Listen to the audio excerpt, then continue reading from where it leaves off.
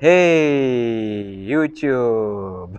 So today we got something nice to review. Finally, been a while since we reviewed something nice, right? I think the last nice thing we reviewed was in the EcoFlow. That's it. So I had a problem where my LED monitor, every time my wife is in a meeting, then her LED monitor switches off and momentarily because of the 10 millisecond transfer time. So that's the key term, right? Transfer time. Now, most UPSs on the market, or inverters, or inverter UPSs, so solar inverters, they have a 10 millisecond transfer time. The transfer time is the time that it takes to automatically change over from utility power and onto batteries. Now, that 10 millisecond transfer time, depending on the nature of the electronic, if it's LED, for example, an LED monitor or LED lighting, you will see a flash because those electronics cannot tolerate a momentary loss of power. So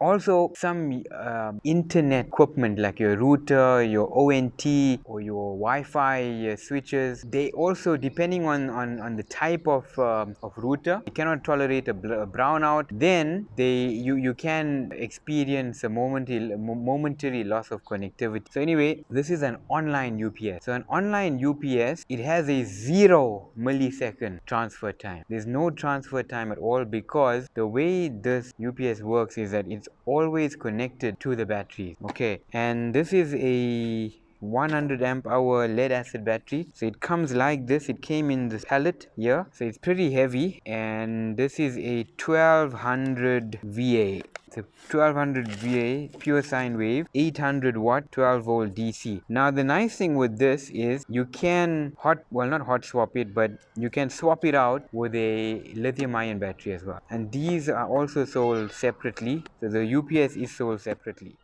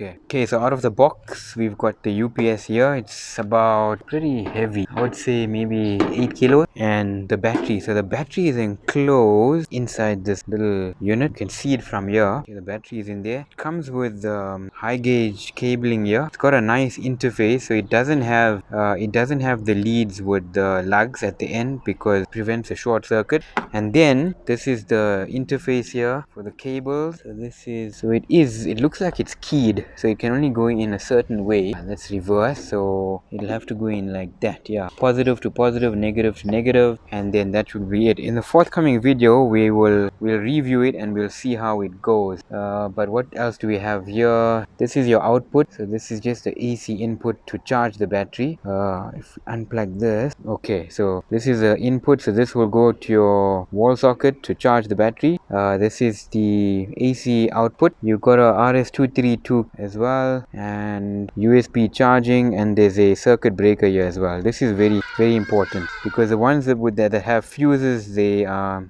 the cheap line ones. This is a proper breaker if there's an overload. This is just on off switch here with your battery level indicator, and I'm not sure what that is. When I switch it on, I'll know. Okay, that's all we have for you today. Thank you very much for watching. If you liked the video, please hit the thumbs up and please subscribe for the next video.